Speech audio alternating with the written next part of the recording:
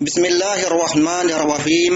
کل کتنے باب الحوائج ہیں اور ان کے نام کیا ہیں؟ جواب، سب سے پہلے یہ عرض کر دوں کہ باب الحوائج باب اور حوائج سے بنا ہے۔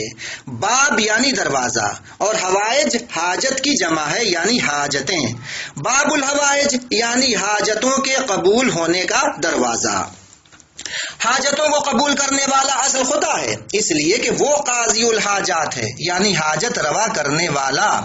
انبیاء، ائمہ، صالحین اور شہداء سبھی باب الحوائج ہیں، اس لیے کہ یہ خدا سے نزدیک ترین ہیں۔ ان کے ذریعے ہماری حاجتیں پوری ہوتی ہیں، خدا قبول کرتا ہے۔ تمام انبیاء، ائمہ اور آپ کی صالح اولاد بھی باب الحوائج ہیں، خدا سے تقرب حاصل کرنے کا وسیلہ ہیں، دعاؤں کے قبول ہونے کا ذریعہ ہیں۔ ائمہ معصومین میں ہر ایک مخصوص نام سے مشہور ہو گئے تو یہ مناسبت سے ہے، اس نام کی صفت آپ سے ظاہر ہوئی لہذا اسی سے مشہور ہو گئے۔ اسی لیے دعائے توسل میں 14 معصومین کا مبارک نام لے کر دعا کرتے ہیں تاکہ خدا ان کے ذریعے سے قبول کر لے۔ خدا کے لیے بھی ایسا ہی ہے، مریض انسان یا شافی کہتا ہے، مقروض یا غنی کہتا ہے اور گناہ گار یا غفور کہتا ہے، یعنی ہر ایک خدا کا نام مناسبت سے لیتا ہے۔ اسی طرح ائمہ معصومین کے لیے ہے یا دوسری ہستیوں کے لیے ہے۔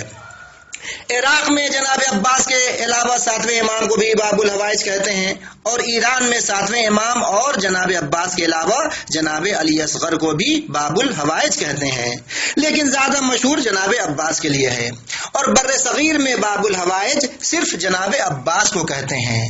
لیکن نہایت افسوس کی بات ہے کہ ہمارے یہاں آپ کے بارے میں العیاذ باللہ شیر غضبناک کا تصور پایا جاتا ہے، ذرا سی بات پر ناراض ہو جاتے ہیں، یہ غلط ہے۔ آپ خدا کی صفت رحمت اور رافت کے مظہر ہیں۔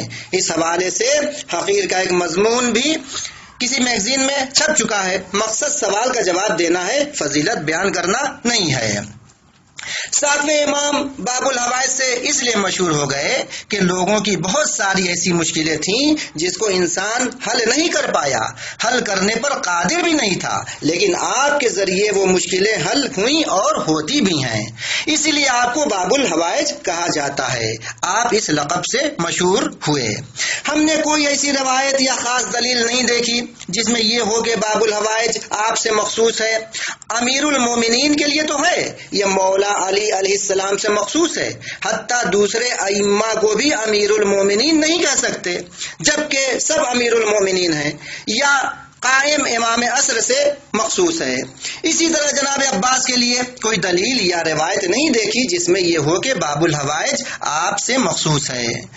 خدا کے نزدیک جناب عباس کا جو مقام و مرتبہ ہے ویسا کسی شہید کا نہیں، اسی لیے آپ کے ذریعے خدا لوگوں کی حاجت روائی کرتا ہے، اسی وجہ سے آپ باب الحوائج سے مشہور ہو گئے۔ خلاصہ کلام، ایسی روایت یا دلیل نہیں دیکھی جس میں کہا گیا ہو باب الحوائج 7ویں امام یا جناب عباس یا جناب علی اصغر سے مخصوص ہے۔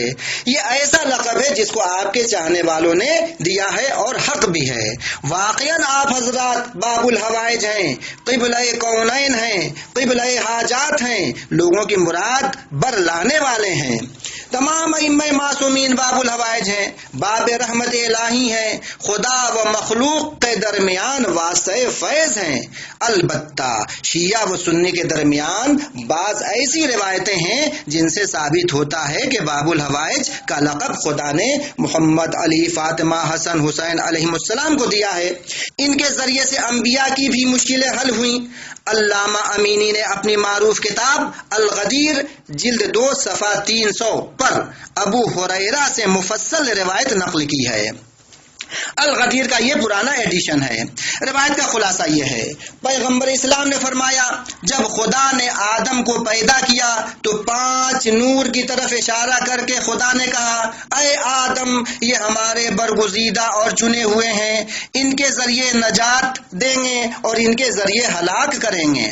اس کے بعد ہے خدا نے جناب آدم سے کہا فَإِذَا كَانَ لَكَ إِلَيَّ حَاجَةٌ فَبِهَؤُلَاءِ تَوَسَّلْ، اگر ہم سے کوئی حاجت ہے تو ان سے توسل کرو۔